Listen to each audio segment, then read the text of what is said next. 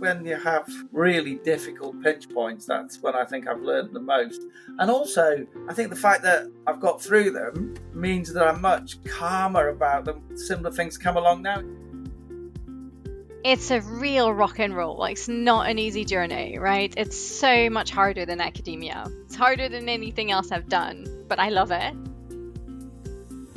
These are the times when you should be taking these risks. The worst thing that can happen is they don't work out. But the thing that would be worse than that is never having taken the chance at all. Trust, integrity has been a defining point because of what happened through that failure. Failure can change us and it can shape what we learn and how we approach life.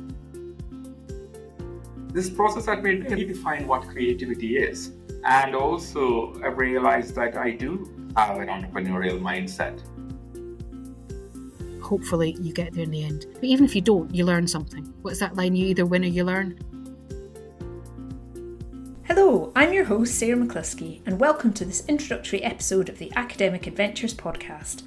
After this one, you'll have 10 weekly episodes of academic adventures to look forward to. Each episode is an interview with someone who combines or has combined university work with business ventures, although the exact way they do that is as varied as the people themselves.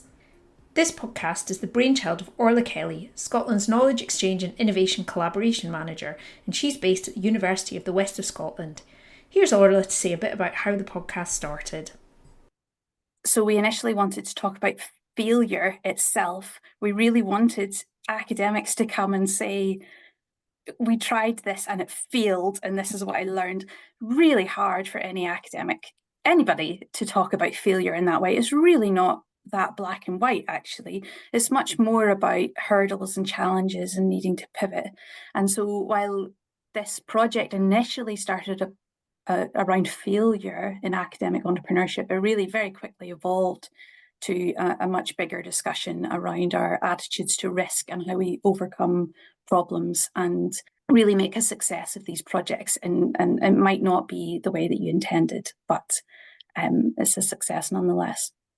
With funding from the Ecosystem Fund, Orla roped in me, I'm an independent research communications specialist, as well as Adam Kosterka and Jen Black from Converge to help create and distribute the podcast series. And so this was just the perfect timing and the perfect project. And I hope this is a limited series, 10 episodes, 10 interviews that will go out, but I hope it has legs beyond this time frame. I'd love to see the project evolve into something else and continue that storytelling. With our guests, we explore a huge range of entrepreneurial activities which are happening in higher education. Our guests have connections to universities across Scotland, and you'll hear from a wide range of disciplines and sectors.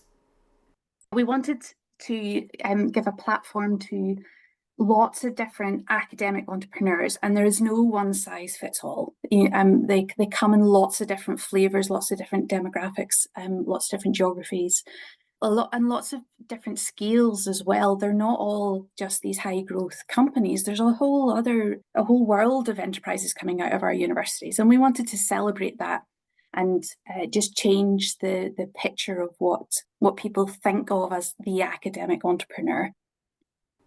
Our guests do include scientific spin-outs, but they also include ventures in music, food technology, retail, education, satellite imaging and physiotherapy.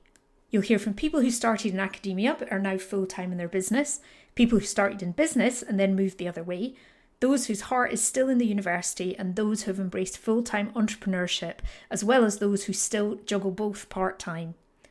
Our guests share the highs and lows of their business journey, along with advice for anyone looking to follow in their footsteps.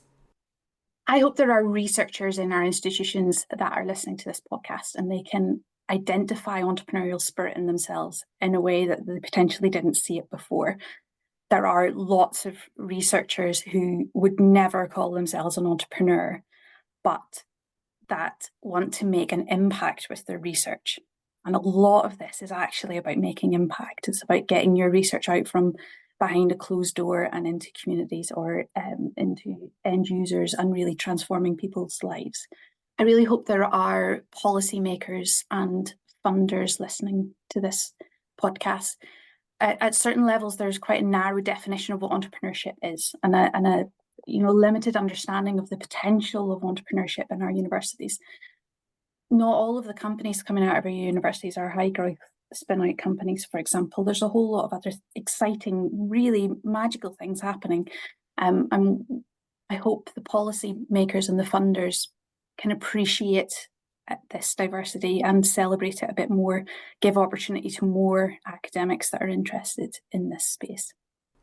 If all of this sounds like your kind of thing, make sure you hit the follow or subscribe button in your podcast app so you don't miss an episode.